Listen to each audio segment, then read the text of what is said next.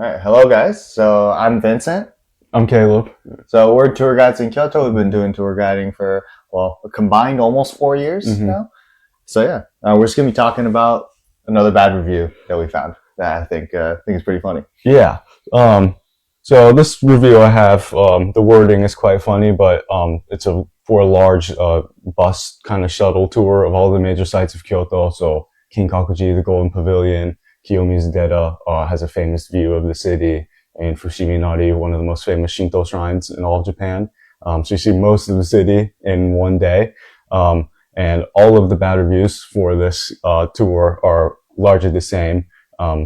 They talk about problems with, overcrowding on tours, at least 40, 50 people. So if you're not right next to the tour guide the whole time, you're not going to be able to get information. This company seems to just drop you off at each location. So they might give you some background information on the bus on the way there, but then you're kind of on your own to explore it. Not clear communication on how to, when and where to meet up so you can get back on the bus. A lot of people get left behind. As well as they offer or advertise it for multiple languages. However, I saw a review from a German person as well as a Spanish speaker person where they were not able to communicate with the guide at all or understand any of the information. They would be given headsets with pre-recorded audio information, Right. Which was not the kind of immersive experience they were hoping for. This specific review, they ended it with, I would not recommend this tour, especially if you don't like smelling strangers' armpits and sweaty t-shirts.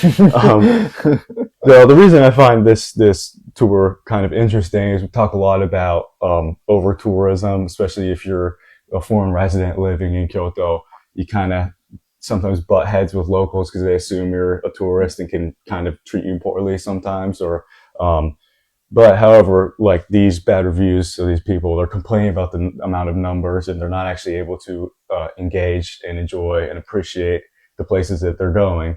And they also don't want to be in a huge crowd of sweaty tourists. Yeah. And no locals really want to see the sweaty crowds of massive tourists as well. So it's not good for the locals and it's also not good for the guests themselves. The only thing is that it's cheap. That's the only thing they're getting out of it.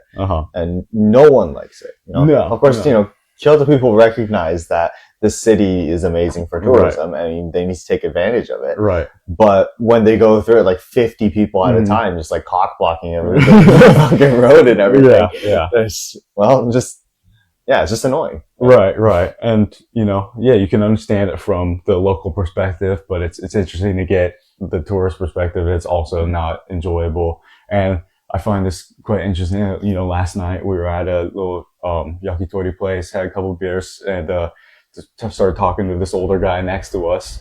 And we told him that we were tour guides, and he started doing the usual Kyoto-jin thing, complaining about these large groups of people. And he was quite appreciative that the way that we run our tours is always smaller groups. So. I mean, I remember like when we first went in that restaurant as well, it's like they were so distant. Because I mean, even though I'm half Japanese, they still look at me like I'm a foreigner, and they look at you like you're a foreigner.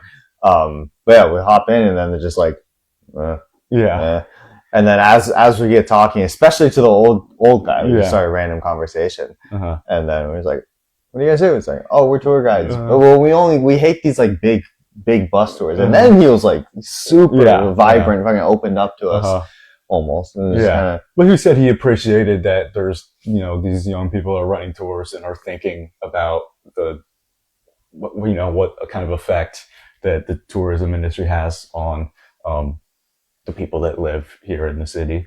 I think he said, "I have hope for the city." But it's also the thing that, there's plenty of tours that run with smaller groups, and people just don't notice it because they don't cause any problems. Yeah, exactly. I mean, I see tons of private tours going on. Of course, one guide with just 2-3 people or something. But you just can't notice them because often the tour guides themselves are foreigners as well. Right. It's like if you do tours and you're around them, then you realize, oh, that's a tour guide. Right. But then when you're just a local going through, the only thing that stands out to you is these massive sweaty bus tours. Right. And then you just start going, oh, these tourists, da da da da. So it's like all the bus tours just give everyone a bad rep, whether you're you spend a lot of money on a private tour, Mm-hmm. a good guide, or you're just going alone. Yeah. But it's interesting to get the perspective that the people who are actually attending these tours are also not enjoying it or getting what they want out of it.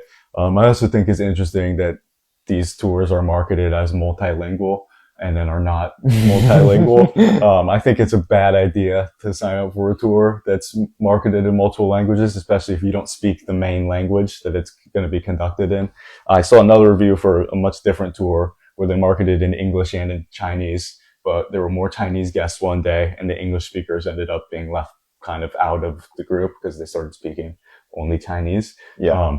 At that point, they're completely prioritizing money over the guest experience entirely. Yeah. Right? Because it's like, oh, if you mix these other, these people from both countries, then we can increase our profit margin. Exactly. Essentially, we use the same guide. We use the audio thing. It's just like, just split it up. Everyone will have a better experience. Yeah. The locals won't find it so annoying because it's the big group is split up now. Right. And you can find even local Japanese guides that have spent time abroad and speak Italian or speak Spanish and stuff that are running these tours.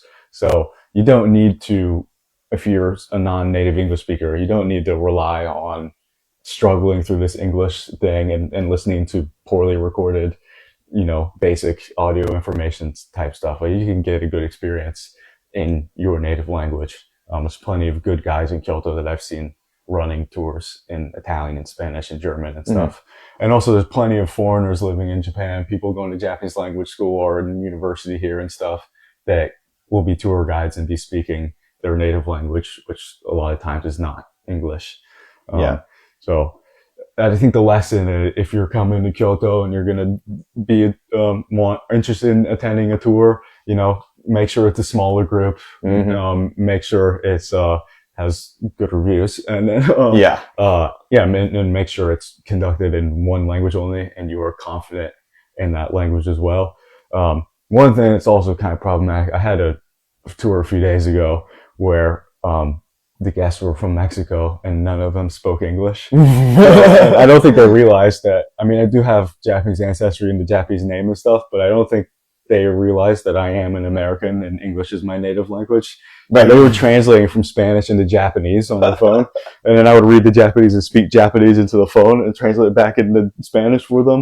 It was good practice, but it was, it was kind of, I couldn't really run the tour as I know how to do it. And I know it's a good experience. Yeah. But I think because most the tours are conducted in English, they're super competitive. So an English run tour is going to be probably a cheaper option than an Italian or Spanish run tour where there's less people that can actually do that, so they can raise the price. Yeah. So it's probably easier to attend an English run tour. Yeah, well, one time I had this one German lady, and that was only her on the entire tour.